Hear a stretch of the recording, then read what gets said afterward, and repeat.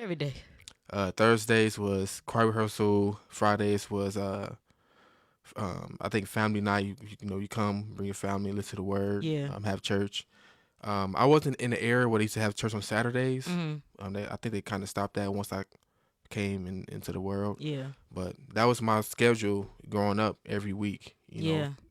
All year until I was went off to college. That was my schedule like all year. Like, how did you feel always having to go to church? Like, were you instantly into, I would say, into God, or like, was it something that you had to experience life and then you was like, oh yeah, he's real?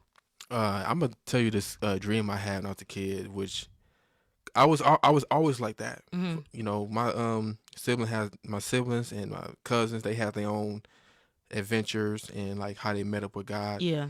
I told my wife about this and my parents. I was a kid. I think I was probably like 6, 7 years old, and me and my family we stayed on Coleman Boulevard. And I remember in this dream, I heard like a lot of people outside, like screaming and Yeah. shouting, not like in a bad way, but in a good way. Yeah. So I was, went outside to go see this noise about. Yeah.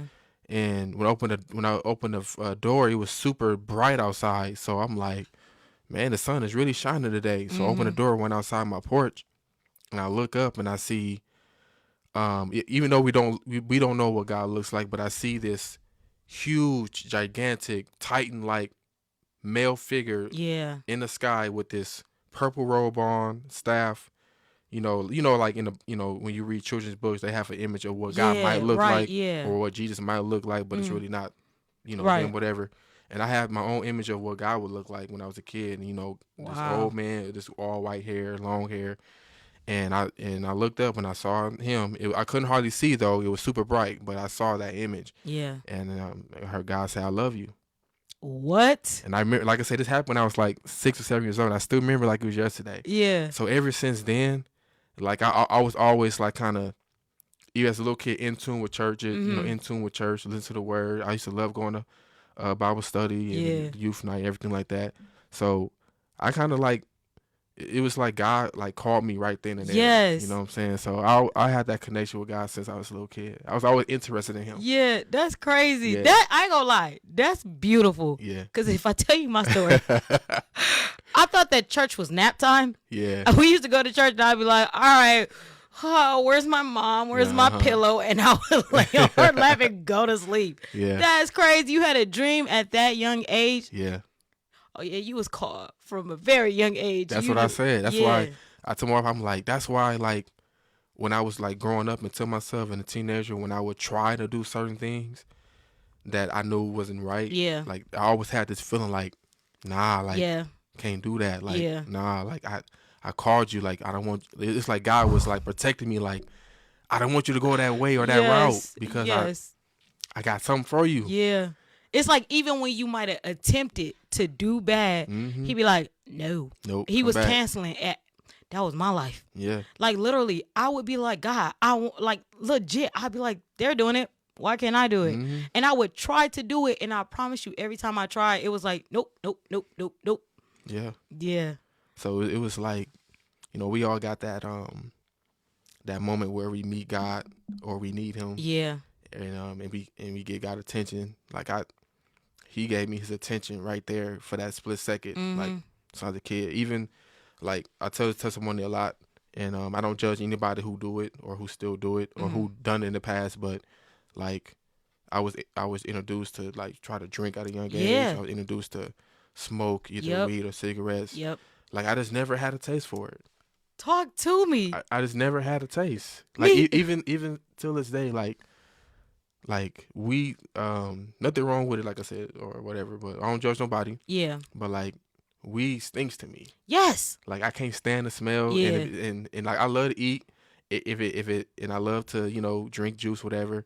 And like if it smell good or it tastes good, I'm gonna Yeah. try to drink it or eat it. But Yeah. if it don't, I'm like I'm good. so when it comes to like smoking like that, it stinks to me and I think God planted that in my nose, which just draws me away Yeah. from it. 'Cause who knows how my life would be if I get caught up in all that. So. It's crazy. I was just telling one of my friends yesterday. I was like, I could never have really been a drinker or a smoker because like drinking, I had to force myself to do it. I did not like it. I personally would just be like, nah, this ain't for me. Yeah. And then smoking, it just, I told my friend literally that the way that I've always been is I've always been like super hyper to where I thought something was wrong with me because I was always on 10. Yeah. And it was like when I would drink or if I would smoke, I didn't feel like myself. I didn't Mm-hmm. feel like I could be hyper ashy. It was like a condensed version of myself. And Yeah. at some point in life, I had got to this point where when I would go to parties, I would legit have a cup of orange juice. Yeah. And I tell people like, oh, this is my goose Right, right, here. right. And it's so funny because people that know me, literally, Yeah. if I go to a party to this day and they see a cup of orange juice,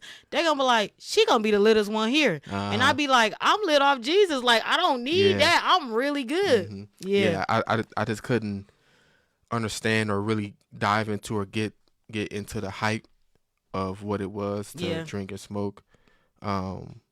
You know, people would get hyped and turned about it, but Yeah. I never could experience that. I never had a taste for it, but Yeah. but when it comes to Jesus, like I'm turned. I'm hype about Yeah. him because he's the one that satisfied Yeah. my needs and my whatever I'm going through in my life. He the one that satisfied me. I don't have to use Yeah. any objects or substances to get me over that hump. I just Yeah. pray. That's where I get my high from. I just Yeah. pray, praise God, go to church, read my word. I'm good. What I admire about you is that you say that you're a man of God and you actually walk the life of being a man of God. Like you showcase what it is, an example of what it looks like to actually take this walk seriously. Because Yeah. I think that sometimes we can say like, oh, I love God. And like, I'm not like throwing shade or anything, but like Yeah. I was in a place where I just swore I love God, but I wasn't trying to do things that show him that I love him. He Yeah. said, if you love me, keep my commandments. And That's I was right. out here like, psh, shh.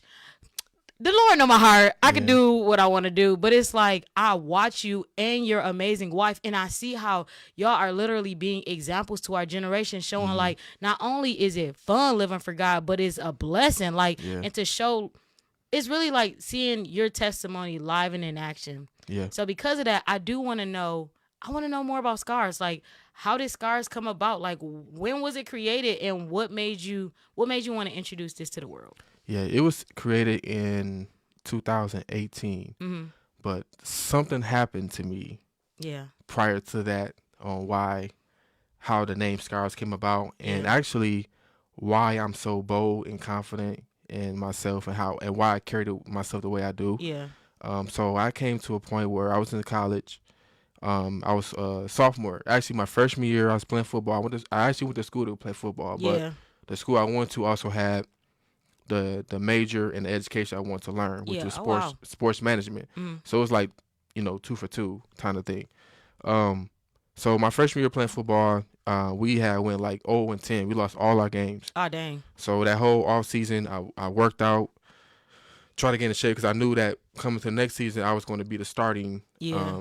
tight end, which is a position in football, and play wide receiver a little bit. Yeah. So I tried to get myself in the best shape as possible because I knew it was going to start. And not only that, new freshmen was coming in, so now I got competition. Right. I got to make sure I keep my spot Yeah. and make sure I present myself as the best in that position. Yeah. So that year, we had went like 5-0. We started the season 5-0. Like I said, we just came from 0-10 season, so Yeah. now I'm experiencing what it feels like to win on the collegiate level. Yeah. And so like I said, I grew up in church. I went to church all my life, 4 to 5 days a week. But what I didn't have was that connection with God. Yeah. So I went to church, of course, and I heard the speaker. I That's sung good. in the choir, but I was solely dependent on that. Yes. Going to church. Yes. But outside of church, what am I doing? Am I talking to him? Am I Yeah. praying to him? Yeah. Do we got that connection where Yeah. do I take out time Come on. to talk to him? So I didn't have that part of my Yeah. life yet. So so when I went to school, in college, Mhm. I'm not going to church. Yeah. Which makes me not pray when I should, Yeah. or talk to him when I should, or just connect with him Yeah. and make that time, just to set a time for him throughout the day. So because of that reason, I felt like my connection with him was kind of declining Mhm. because I was away from church. Yeah. And so I was getting like I said, we were winning games, so I'm like feeling so good about myself. I'm catching touchdowns every game, catching 5 catches a game. Yee. Um, and I actually felt like I was the best player on offense at that Yeah. time because, like I said, I was feeling really good about myself. And on the 5th game, they asked me to play wide receiver that game because one of the receivers I got in some trouble, so they moved me from tight end and moved me over to wide receiver, slot receiver. Yeah. And I said, I'll do it. I know all the plays. I know all the routes to do it. And in the second quarter, like 1 minute and like 40-some seconds to go, we're trying to get downfield to go score. And I caught a pass, and I saw a linebacker come to tackle me, and I tried to make like a little juke move, and I felt the pop. Oh. And I'm like, what is that? I Yeah. heard and felt it. Yeah. And I fell on the ground. I looked behind me. I ain't see nobody. And I'm like, okay. So I got back up, gave the ball to the referee, and I'm getting ready to run back to the huddle. Yeah. And I fell right down. Ooh. I fell right back to the floor. So I told my athletic trainer, said, come, I don't know what's going on with my leg. What is it? So they got me. They escorted me to the sideline. And my athletic trainer, his name Ryan Shockey. I will never forget his name either. And he did some testing on my feet. And he was like, hey, you tore your Achilles. And I'm like, you got to be kidding me. Like, Yeah. how'd that happen? And he was like, we'll watch the camera later on today and see how it happened. But you ruptured your Achilles. Your Achilles tendon, the tendon that connects with your heel and your calf is completely ruptured. Man. And it felt like Jell-O, too, when you touch it. Oh. So, and then at that time, my dad had lost his job. My mom wasn't working at a job with benefits. So, by my dad losing his job and me getting hurt, I got no insurance. Yeah. Yeah. Oh, Like, my dad lost his job the week before I got hurt. not the week before. Yeah, so I called my dad on the phone on a bus going back to Olivet College where I attended. And I told him the news. And at first, when I called him, he was excited because he was like, because he used to watch, whenever I had a away game, he would watch my games live. Yeah. Like, keep live with the score. He said, man, son, y'all were down. Y'all came back and went to overtime. I saw you had only 2 catches. And at the second quarter, you got no more playing time. He said, what happened? I didn't see your name. I'm like, Dad, I got bad news to tell you. And I told him, and he was crying. I was crying. Yeah. And he kind of got quiet. He said, I'll call you back. Finally got home, and we prayed. He said, this is what we're gonna do. We're gonna just trust God. We're gonna trust God. And so the next day, I went to the athletic trainer office, and Ryan Shockey was like, give me your parents' insurance. Let's see if it works. And it got declined. It got denied. Yeah. So my wife, Neffy, she was my girlfriend at the time. Yeah. And she came up to the school. It was her first time coming up there. So her mom made the sacrifice to drive up to the school just to be there for me in my dark time that I was in. I was really down on myself. Yeah. I really didn't know what to think or what to do.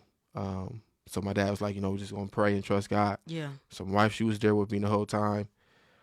So after insurance got declined, I crushed back to my room. I had no car, so I had to crush all the way back to my room. Dang. Ooh.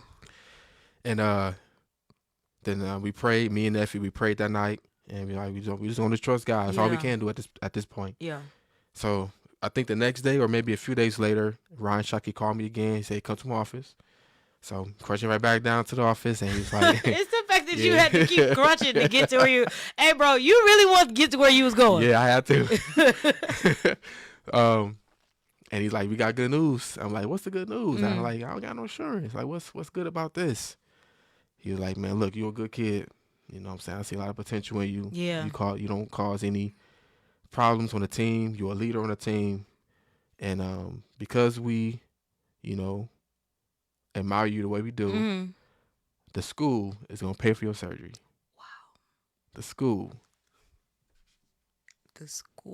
is going to pay for your surgery. You literally said that your dad had just lost his job. Your mama didn't have a way to pay for it. And this guy said that he saw something in you and the school would pay for it. If that ain't God, keep going, please. Oh. And I was like, what? Are you kidding me? The school? Yeah. They paid like 95% of it. The rest I paid on my own when I in the summertime I worked and I paid the rest off. It was like $400-something left. $400, dog. Out of $12,000. $400. Out of $12,000. Oh, dog. That's crazy. That was a $12,000 procedure on top of the appointments and MRI testing Yes. that we had to get done. Yeah. And the rehab treatment, you know what I'm saying, had to get done. Only $400. After this, did you play football again? Yes. Bro, chill out. God said, this is going to happen. Yeah. It's my will, my bill. Yep. Wow. Please keep going. So before that, I got that news, I told God, I said, if you real, if you this God that I've heard about in Yes. church all my life, Mm-hmm. if you this God that delivered all these other people from their illness and their Yep. addictions and their troubling times, like if you that God that I heard about, like, can you do that for me? Yeah. And then if you do this for me, I'm gonna serve you for the rest of my life. I'm going to believe in you with all my heart. Yeah, with all my heart. That's crazy. I'm gonna be bold for you. Like whatever you want me to do, I'm gonna do it. Yes. And so, like I said, fast forward. So now I got my surgery done, going into rehab. And so while I'm in rehab, you know, trying to strengthen my Achilles after it was done, and Yeah. I began to rehab my spirit. Hold on. Dog. Oh, the spirit of God in you is so smooth. That's hard. Yeah. Please keep going. So That's I began. So now I'm diving into the Word myself. Yes. I'm trying to build my connection with God Mm-hmm. that I never had, Yeah. and not just solely depend on church. So now Yes. when I'm in college, I always have Him with me Yeah. all the time. Yeah. When I'm away from church or away from my family, like God is with me. So I began to really dig deep into the Word. Like I Yeah. think I read the Bible from front to back.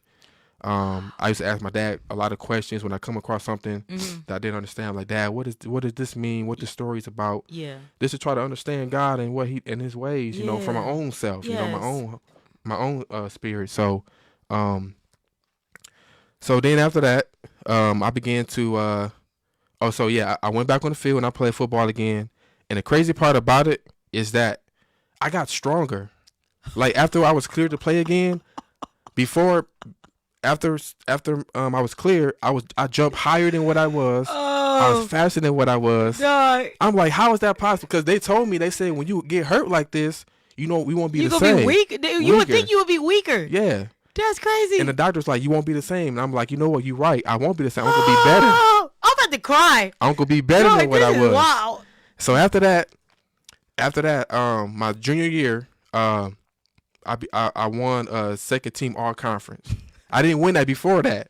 I won it after. And it's crazy because you said by the fifth game of that season, you Yeah. was like, I thought I was good. I thought I was the best on the team. Yeah. But to hear that you got hurt, And I got back. this a whole word. It's the comeback for me. Please keep going. Yep. And then senior year, I was first team all conference. Oh, So now I'm the best player in my division. in your division. In my division. Not on your team. In Division. your division. In my division. Man. And we won a championship that year. I think I brought that ring to Yeah, your church yeah, that yeah, one time. yeah. Won the championship that year. So it's like all of the great things that I've dreamed of happened after After your spiritual rehab. my spiritual rehab Yeah. that happened. And the main reason why I wanted to come back on the field was to, number one, I love football. Yeah. And secondly, I wanted to be an example for other people that Yeah. surrounded me. Like, you know what, like, well, no matter what you go through, like, don't give up. Yeah. And no matter what your dream is, no matter what you want to do, but no matter what you want to pursue in your life, Yeah. like you're going to face some challenges that's going to stumble you, that's going to try to knock you down, but you got to find a way to get back up and feel that for yourself. Yes. And then when you fulfill that for yourself, other people that look up to you or watching you, they will see the journey that you was part of, and that will influence them and encourage them to keep going for their dream too. Because if Yeah. I would have gave up, it would have showed my cousins and my siblings like it's okay to give up. Yeah. You know what I'm saying? And I saw my mom go through a lot, and she never gave up on us. Yeah. So it's like I can't give up because my mom didn't give up on me, so I can't give up on her. And she's a strong woman. Wow. So, and my dad too, like I saw him go through one of the worst things in his life, and he didn't give up either. So they set an example of what it means to not give up and to keep pursuing what you want to do. So fast forward now, so this happened in 2014, my journey. Fast forwarding to 2018, I was at this job where I was working at Lapeer Industries. I don't think that job open anymore. It closed down. Yeah. but I was a blaster, and I used to weld too, and I used to do spot welding. So it was one particular day I was at the job, and I was doing spot welding. So I'm sitting down doing spot welding for these rings. They used to call it rings Mm. for the axles, and I kind of like blacked out while I'm working, Mm. and God showed me a vision of a Facebook page where it said like motivational speaker, Dom Gibbs motivation speaker. What? So I'm like, okay, God, this is what you want me to do. This is my calling. This Yeah. is my what you want me to do. Yeah. And I said, okay, God, so if this is what you want me to do, reveal like a name that you want. You know what I'm saying? A name that's gonna stand out. I don't love want how we test. We don't test God, but I love how we like, God, if this what you want me to do, show me. Yep, show me. So I'm like, okay, guys, okay, I need a name that's gonna stand out. I don't want this to be like Dom Givens motivation. Motivation. I want something that's gonna like stand out. That's kind of different. Yeah. So after I prayed that, a few days later, I'm on spot welding again, Mm. and I kind of blacked out again while I'm working, Wow. and I froze, and then my eyes closed, Yeah. and all of a sudden it was like a movie that was being played. It's like a movie, Yeah. and all of a sudden God showed me a image of my left foot, my Achilles, Mm-hmm. and he then like a knife went towards it, and they reopened the surgical scar I had, Wow. and opened it back up, and then I saw like this light ball Mm-hmm. that went inside my foot, Yeah. and God sealed it back up. And I heard God say, he was like, wherever you go, I'm always going to be with you. Wow. So it was like God was telling me, like, reminding me that I healed you. Wow. And wherever you go, where you walk or run, I'm going to always be with you. So that light was God. That was powerful. And then after I got the chills. and after that faded away, Yeah. like on movies, like end credits, like words go across. Yeah. I saw scars go across in red. I So got I said, the chills. I said, okay, that's the name you wanted to be, Scars. Wow. So that's how Scars Dang. came about. So Scars motivation is really about like helping other people heal from their scars. Yes. Because I was scarred. I was wounded. Yes. And God healed me. Yeah. And we all have scars. We all have something that we go through. We all have something that we still deal with mentally that happened to us in our past. Oh, talk to me. That happened to us in our past. Yeah. Or there are things that we witnessed or we were exposed to that still like that we just can't erase out of our memory, and it still traumatizes us, whether we like lose trust in people, or we can't trust nobody, or we having a hard time believing in God, we having a hard time believing in other people. Yeah. We like last week you talked about that self-confidence. Like you might lack self-confidence, you might lack self-discipline. Like we all went through something in our past growing up that hinders us still this day. Yep. But I'm always reminded with the scars, by his stripes you are healed. So like if you trust in God, if you put your faith in him, and you lean on his understanding, he can heal you, but you gotta want it. You gotta want it for yourself. You gotta want it for yourself. And you can't just continue with your life blaming other people on what happened to you in the past. You gotta find a way to get over that hump. So that's what Scars is about, is helping other people get over that hump by believing, having faith. Because I was tested with faith to believe in God when my Achilles ruptured. Like, okay, God, if you this guy, like I trust you and I believe that you can make a way, and he did. So this is why I am who I am. Yeah, it's so crazy. I got so many questions. I'm trying to like reel them in.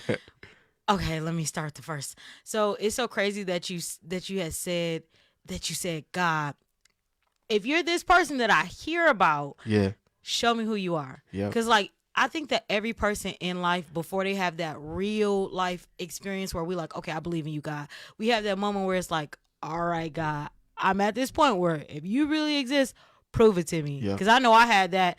I think I had that in college.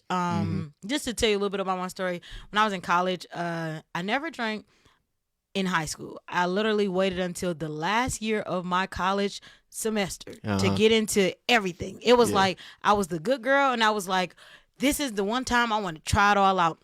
And I remember it was the moment that I tried it, I was depressed. I was like, I had gained so much weight. I was so unhappy with myself. I didn't believe in myself. And it wasn't until I graduated from college that I was like, all right, God, I'm going to give you a shot because the way that I feel, I don't want to be here. And it was like the moment that I started like acknowledging him, I'm like, okay, I'm going to go to Bible study because I told you church for me was sleep. Yeah. But I was like, I'm going to go to Bible study. I'm going to have study on my own. And it really just started with me going to a track. Because the way that I associate my relationship with God is through working out. Like, working out taught me to believe in God. So I was like, if you really exist, make me a runner. Because I hate running. I play every other sport, basketball, even football. Yeah. I did everything, but I didn't want to run. And so I would go to a track. And I would be like, teach me the scriptures as I walk on this track. Teach me the scriptures as I run on this track. Teach me the scriptures. And if you make me actually like running, I'll believe that you exist. And it's crazy because I would spend so much time on the track with him actually running that it became like a way of me really just kind of healing. It would, because I would do it by myself, and I would do it every morning at like 5 a.m. I'd just go out there, and it was like the more that I ran, the more that I read the scriptures, and the scriptures will come to life. Like when God talks about endurance, I was reading the scriptures about endurance. Like, okay, you want me to endure to the end, not just spiritually, but physically, with mentally. Like, you're using this moment in time to teach me how to use the word in my everyday life. So the reason I say this is because I wanted to know more about your sports mindset, because I believe that people that play sports, I believe that we built different. Like the mindset you get in a sport is the mindset you carry in life. So I want to know, like, how did football teach you to have this kind of go after beast mentality that you use now in your walk? Yeah. So football is of course it's a game we play, and your main goal is to. I'm an offensive player. I like offense. I can play defense, but I'm more offense. So on offense, it's our job to score. Yeah. And the team with the most points win the game. So of course, it's a team effort, of course, because offense got to do their part. Right. Defense got to do their part too. But when I'm on offense, I got to make sure that every possession, every time that we have an opportunity to score, we got to do it. We got to execute it. Yeah. But before you get your touchdown, you got to get first downs first. Yeah. So you got to continue to get first downs. Keep moving the ball. Keep moving the chains until you get to the end. That's good. So God always, God has a destination for all of us. Yes.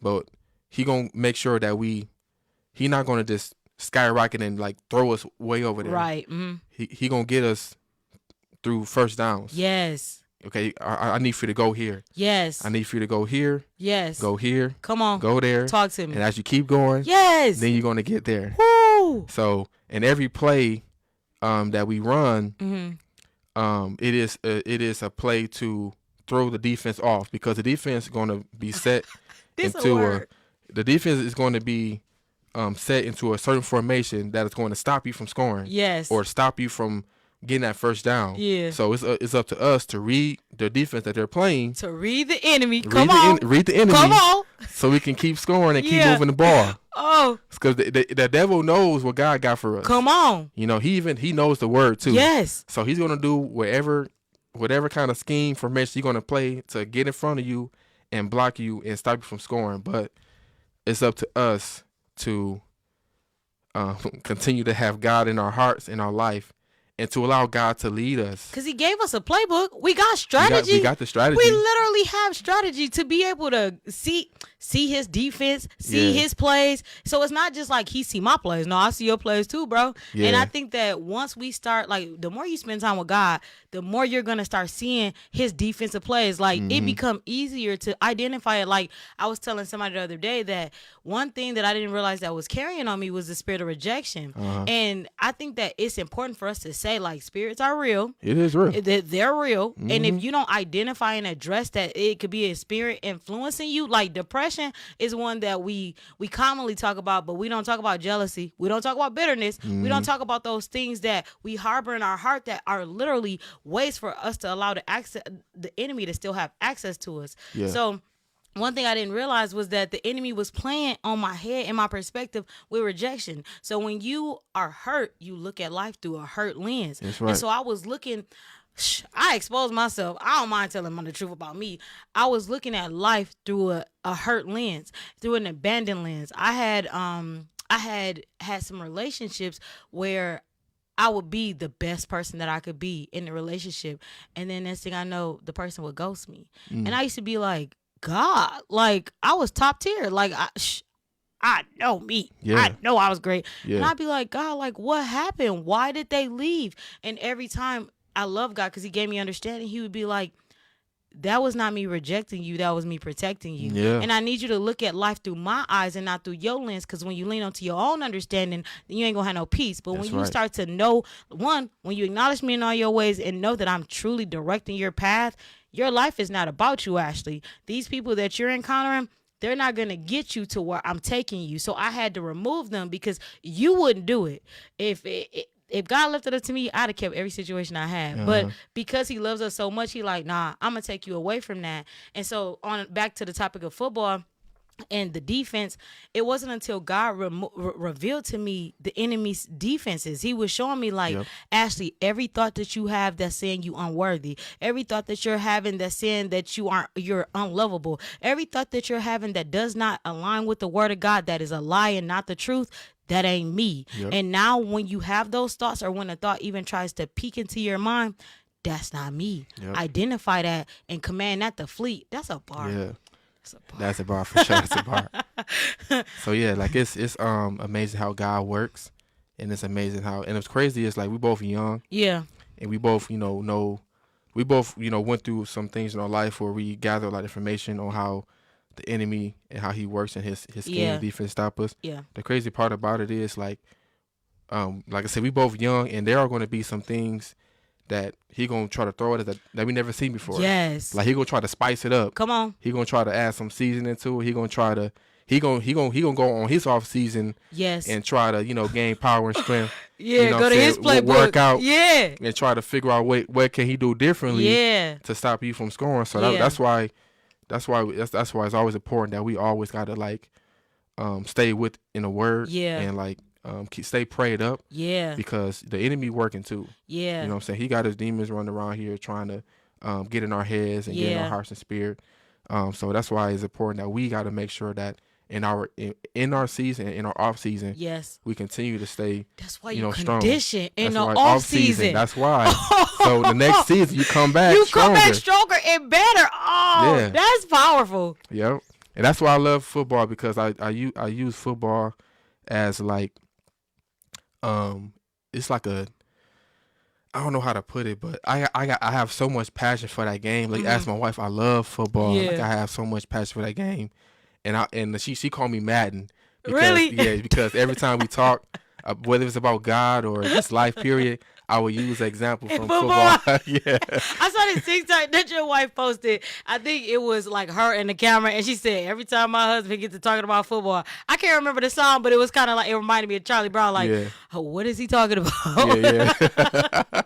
Yeah. So I have so much passion for that game. I use that as my physical, spiritual force. Yeah. You know what I'm saying? I get super excited when I score, whether if the ball thrown to me, or whether if I was a decoy, to help someone else score, or if I just have to block to make sure the QB don't get sacked or tackled, and to watch my other teammates flourish, because we all are in this together. You know what I'm saying? To say when there's two or more got together, Jesus in the midst.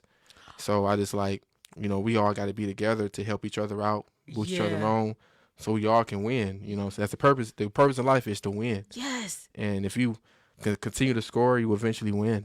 I just got this revelation as you were talking. Yeah. So you know how at the end of the football game, or at the end of any sport, you go and you shake hands, right? Yep. What God just showed me is that just like in the kingdom, sometimes it might feel like we're on opposing teams, but you don't go up to the person on the other team and roughhouse them. Mm-hmm. Instead, you show them that love, because at the end of the day, I want you on my team. That's right. I want you on the winning squad. Yeah, I want to word this improperly, but that squad might be losing, but really, I'm trying to recruit you to over here. Yep. And the only way I can do that is by being an example. Because I know, at the end of my games, when even if I lost, you would see the other side, and because we're on opposite sides, people would be like, nah, I'm good. It'd be like some kind of friction. Mm-hmm. But I'm at the point where I'm like, no, I want everybody at the table. I want everybody on the team. I want everybody winning with me, because it's no fun when I'm winning by myself. That's right. Especially because me and you, in our church, like we can see the battle that's happening. Yeah. And it says like, I am my brother's keeper. It's up to me to keep my brother, even if they can't see where they are, at least because I see and I have eyes, I need to be willing to not only be an example, but help them come out of that. That's right. Like I see so much hurt these days, and it's like I know what that hurt looks like. And I'm gonna be honest, I had been so timid and scared to move how God called me to, because I was afraid that wasn't my place. Like, it's not my place to help them. It's not my place to do this, but it is. Yeah. Because if I see it and they might not see it, it's my place to help. That's right. Kind of went off topic a little bit, but I did have another question. So I see your shirt, and I see the arrow on your shirt, and I wanted to know, like, how did that come about? What's crazy is my wife had actually got this logo made for me. Really? I think it was either a Christmas present or a birthday gift. It was one or the other. Mm-hmm. And she got with this guy named Mikey Maker. Mm-hmm. He makes logos for other companies. Yeah. And when Neffy, and him got together and they introduced me to a logo, they gave me like different options. You want this one, or that one? And I chose this one, right here, this one, because when I looked at it, I'm like, at the very bottom, it got like 4 stripes going across. I'm like, that looked like my scar on my Achilles. Wow. That looked like the stitches that was once there. Wow. And then now you got the arrow going up. Yeah. Wow. Like when you are healed from your scars, you're rising. That's your life. That's literally. my life. You know what I'm saying? Wow. So, I chose this logo to keep for the scars because it pretty much defines my story. Yeah. Because like ever since I was healed from that, when I was here. Yeah. You know what I'm saying? At the very bottom, when I was healed from that, God has been elevating me and ascending me into my calling, my purpose in different places. So that's how the scars came about. So I have 2 questions, and it's kind of like a 2-parter. So I want to know, the first question is, how did you know that you were called to speak? And then the second question, to kind of spin off of that, is within this speaking journey, have you had any insecurities that made you not feel like this was your calling after you accepted it? When I knew it was called to speak was, I shared a testimony about when God showed me like the Facebook page and then the scars going across. Yeah. And that's kind of when I knew that I was called to speak. I think even before that, actually, you know what? Before that, when I was in college, it was just one particular. It was that year, my sophomore year. Yeah. Our coach had shared like a hype video to get us hyped up about the season that coming up. He want us to believe in ourselves and to not dwell on what happened prior to the season when we had went 0-10. Yeah. And he had Eric Thomas voice playing. It was a video where Eric Thomas voice is playing over this 10-minute hype video where it showed like all these football touchdowns and basketball, monument moments like Kobe Bryant, Michael Jordan, Tom Brady, Peyton Manning, like all these great players, all in one video, and it's showing them succeeding in their sport. Yeah. And he had Eric Thomas' voice playing over it. I'm like, man, he sound really good. Like that was my first time hearing Eric Thomas. Yeah. I'm like, man, he sound really good. I'm like, man, that really touched me. Yeah. That really hit my soul. And I'm like, I think I could do something like that one day. Yes. You know what I'm saying? Like, motivate people. Yes. And then I like on a random, I'll practice it. Yeah, me too. I'll act like I got an artist. Me too. You know what I'm saying? Imagine them right there, like, so guess what we have today? Yeah. I'll just, just play it out. And then, after that, 2017, I had told my pastor at the time, his name is Jerry Givens Sr. Yeah. I said, hey, I believe I'm ready to be a minister. Yeah. So we had a trial sermon. I had spoke that night. We had family members come and watch me speak to make that next step into being a minister and what I was called to do. Yeah. So I think at that moment right there in those few years together, I think that's when I knew like I was called to speak. Yes. But scars came later on like how I was going to use that platform. Yeah. So I think I knew that. But on this journey, you had said like self-confidence. Have you had like any moments where you might have questioned it? Oh yeah, I had that a lot. I asked my wife. There were times I I had wanted to like stop scars. I think it Yeah. was one time I wanted to stop scars because of the lack of support I had. Yeah. Mm-hmm. I would do a lot of like I would post a lot of videos. I was posting a lot of content, and like nobody wasn't like really sharing it. Yeah. Um, at that time, that's when I really felt insecure about myself Yeah. and what I was doing. Yeah. I kind of, like I said, I almost wanted to give up. And then when I have scars events and not everybody, coming to support Yes. me, but I'm Mm-hmm. always at everybody else's Else stuff event. though. Yeah. Mm-hmm. When everybody asks me to come here, come there, I'll be there. Yep. But when I have my own stuff, like nobody is there. Yeah. So that's when I think I was during like 2021. That's when I was like feeling, in 22 maybe. Yeah. That's when I was kind of really feeling insecure about, or like, lack of confidence about, Yes. scars. Cause I almost Mhm. wanted to stop doing it. Yeah. But then I had to just realize, like, who are you doing this for? It ain't about you. Yes. It's about God. You know what I'm saying? It ain't Yes. about saving.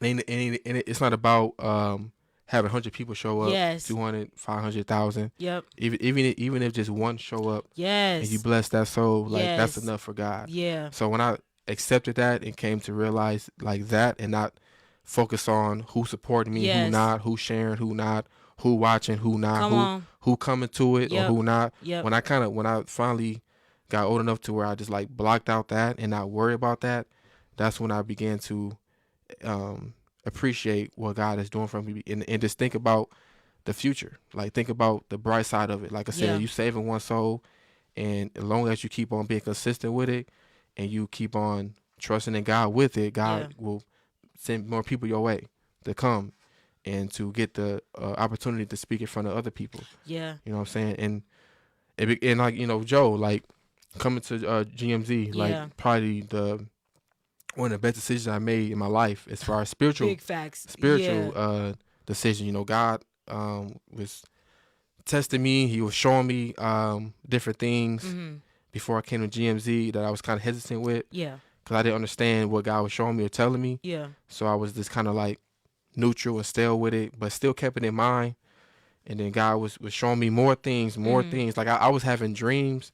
You had those dreams that wake you up out your sleep. Yes. Like when you see something like Yeah. so supernatural. Yeah. Like I was having dreams like that where God was trying to tell me, like, I want to elevate you, but you Yes. gotta go. Yes. You gotta go. Ooh. And when I finally, God said, he loves the obedience over sacrifice. Yes. And so when I obeyed him, I said, okay, God, this is what you want me to do.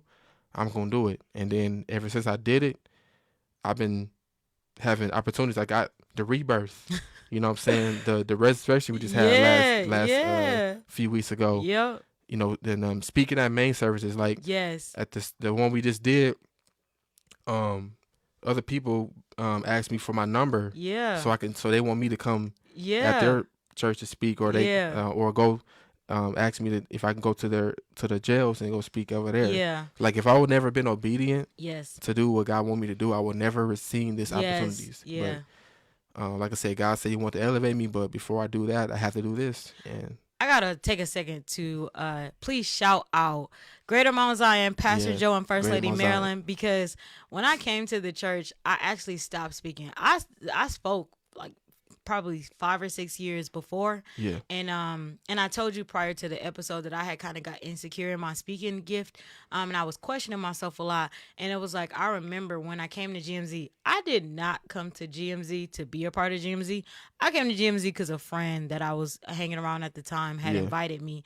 And I remember, I'm gonna be honest, because I haven't told Joe or Marilyn this, but I'm gonna let them know now. When I came in, I was judging. I was like straight up judging. I was like, what I'm finna get out of this small church? Like, what's about to happen in here? I remember going into the parking lot instantly with a judgmental mindset. Like, they're not finna feed me. I had been so high up on, I swore that I knew God so much that nobody could tell me about God. Yeah. And that was pride. That was the spirit of pride so heavy in me. My shoulders was just, I could feel it. Like I just thought I was just so almighty. And then when I went into the church, because I came from a background of having a big church. Yeah. And when I came to this smaller church, I'm like, man, I'm basing it on the building and not the spirit. Yep. So I walk into the service. In the first service that I went to, Pastor Joe actually wasn't there. It was Deacon Micah. And I remember hearing Deacon Micah and his son Elijah sing. And it was something about hearing them sing that had me like, okay, let me pay attention. Like, I was in the midst of judging the church. And then as I was listening, it was like God was checking me like, girl, shut up. Like, you might want to tap in. And so that first service had my interest because Deacon Micah had preached, and it was good. And then I was told by the family, like, wait till you see Joe. Wait till you experience Pastor Joe. Yeah. And I'm like, who is this Pastor Joe guy that y'all talking about? Yeah. So I remember the next service that I came to, Pastor Joe was there. And I ain't gonna lie, I was kind of intimidated. I'm like, this is a young pastor. This not like some old Pastor Joe. This when he had his haircut? You know, no, he had hair. Okay. But I'm like, who is this man that y'all talking about? And I remember the first thing that I experienced from him is he gave me a hug. And I was like, he don't even know me, but he coming to give me a hug. Okay. Yep. And so then this was a crazy experience because church is going on. Church has started. It's going on. And as it's going on, there was somebody that was outside on the corner. I think it was a prostitute, honestly. And the prostitute, she was making noise. And I just remember Pastor Joe stopping and getting his deacon and getting some of the other members and saying, we about to go outside and pray for her. And that kind of caught my attention. Like, wait a minute, they're going to stop service and go pray for somebody. That's instantly when I was charged, like, that's dope. Yeah. You're not going to go with the routine of service. You're going to go with the flow of the spirit. So as they're going to handle that, I watched First Lady Marilyn. She started singing, and so I'm like, okay, like she gonna carry on and she gonna hold the ball.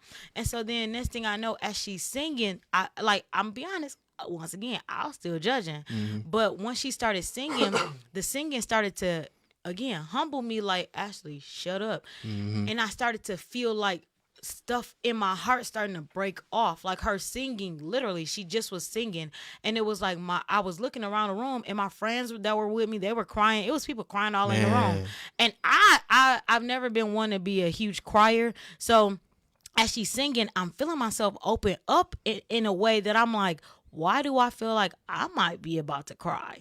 And so she just continued singing. She continued singing, and then she opened up service to be able to say, "Do anybody want to share something with the church?" And I remember grabbing the mic and literally saying, "I came in here with a pride, and I came in here judging, and in this experience, I'm feeling very humble." And so then carrying on with service, it went on as it normally does. And I think at the end, I ended up going. And I went to go hug, I think, First Lady. And she had gave me a word and said, like, it's time for your next chapter. Like, you need to let go of all these old things you've been carrying on, and it's time for you to move on to the next chapter. Powerful. It's time for you to be obedient. She said, because it's a calling on your life, and pretty much told me, like, it's time for you to step in it. And I remember hearing her say this and knowing that I heard from God, because only God could have told her that. I broke down crying. Wow. I hadn't cried probably in like 2 years. Like, I went through relationship situations and had not cried. It was like, what I noticed that day is that God wanted to open my heart back up, that I could experience him in a more deeper level, because I closed it. And what I want to express right now is that sometimes we can close our hearts and not realize that we're closing our hearts off on God, because the way that we feel towards men is kind of a reflection of how we feel towards God. If my dad disappointed me, I'm going to believe that God will disappoint me. If man has hurt me, I'm going to believe that God won't help me. It's like the way that you see people is kind of the way that you see God. And I thank God for that day, because he was able to break some stuff off of my heart to where I was like, okay, let me let God in a little bit more. And the more that I let him in, the more that I realized I had a lot of healing to do. So like the scars that you're talking about, I had some wounds on me, whether they weren't physically in the open, but they were so deep in my heart that I hadn't realized they were. I prided myself on being strong, like, man, that didn't affect me, but really it did. And once God started opening my heart back up, it was like, oh, this is what peace feels like. This is what real joy feels like. This is what love feels like. And the more that I opened my heart up to experience him, the more I started to feel different.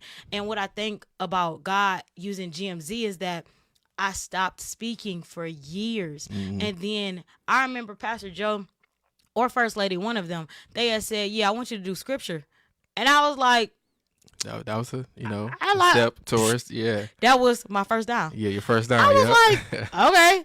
And so I remember I did scripture one week and it was cool. And then they kept like having me do scripture. And I remember one day I was like, man, if I'm gonna read scripture, I'm gonna read scripture. Yeah. So I was reading, like let's say I was reading Psalms. I was like, I started reading, the Lord is my shepherd, I shall not want. And then I will put a message with it. Like, if you're gonna give me 2 to 3 minutes to share scripture, I must speak and give what is inside of me. Yep. And so I noticed like they would keep giving me first downs.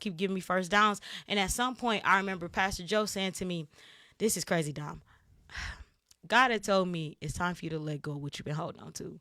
And I was like, for real, God? Like, you really want me to let go? Because I was holding on to something. I was holding on to a friendship real bad. Mm-hmm. Like, I was like, oh yeah, like we locked in. Like, this gonna be my husband, I think. I don't know. Yeah. But I was holding on so bad. It was like the little girl with the teddy bear with Jesus in front of you. Yeah. I was holding on so bad. I'm like, no, I want to go. Because I wasn't fully tapped into God.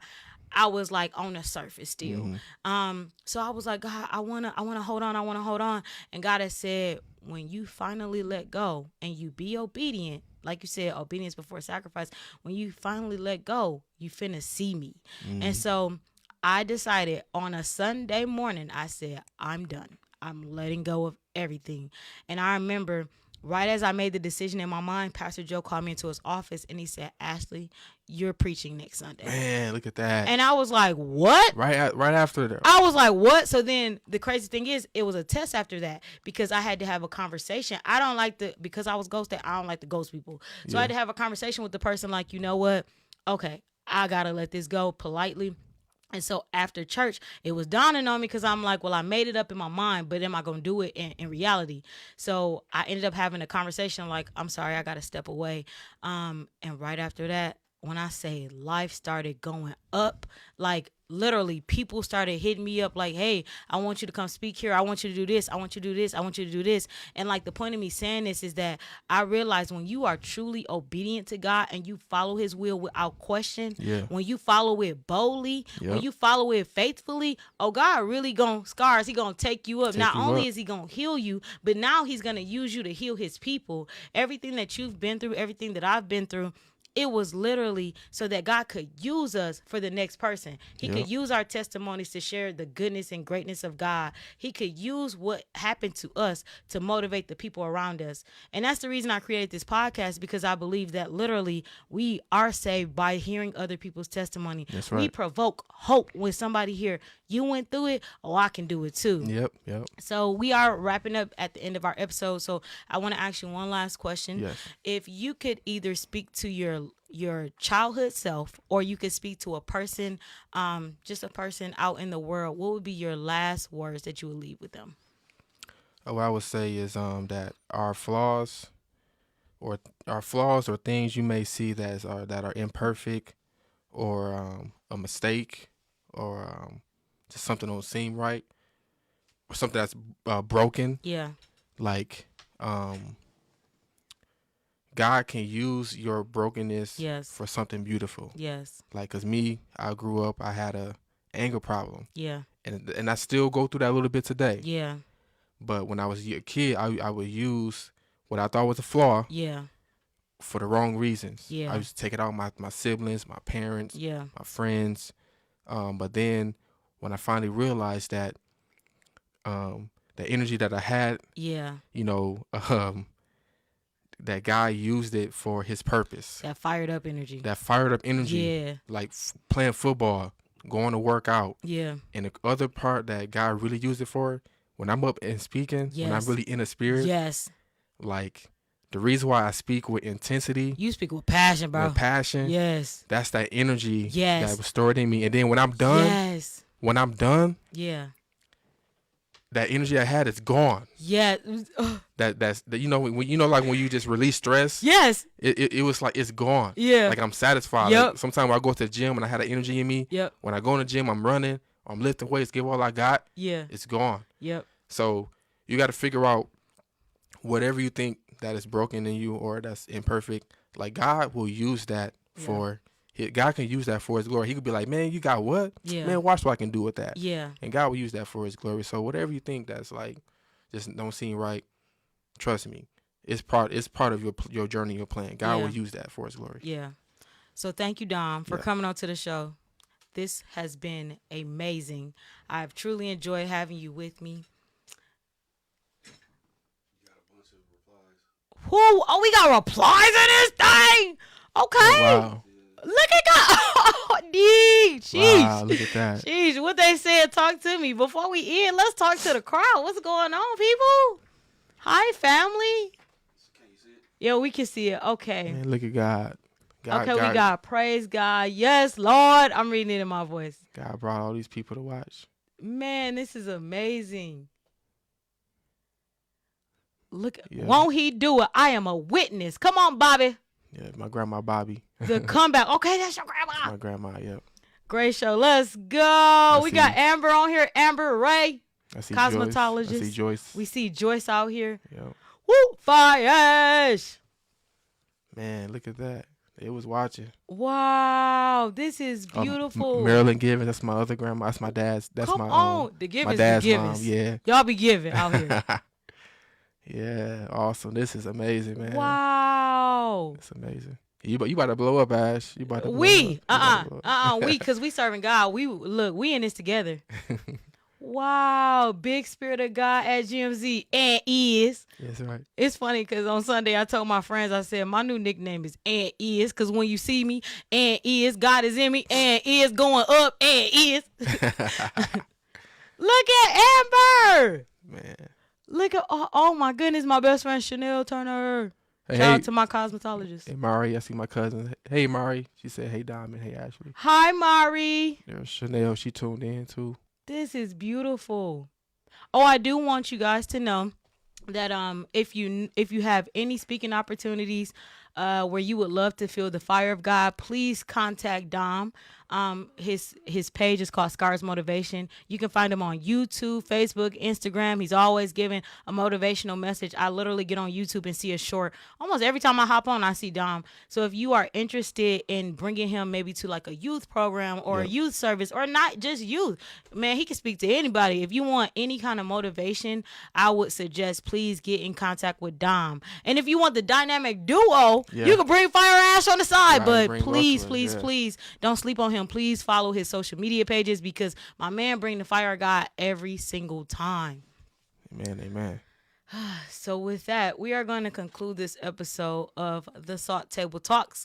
Like I said, our platform is here to inspire hope through transformative talks. We like to have these talks because we believe in Revelations 12:11 that we literally do overcome by the word of our testimony.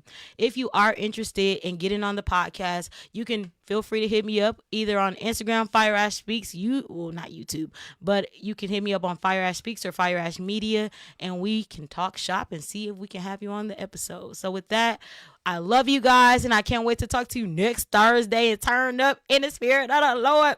All right, guys. Peace. We out. Peace.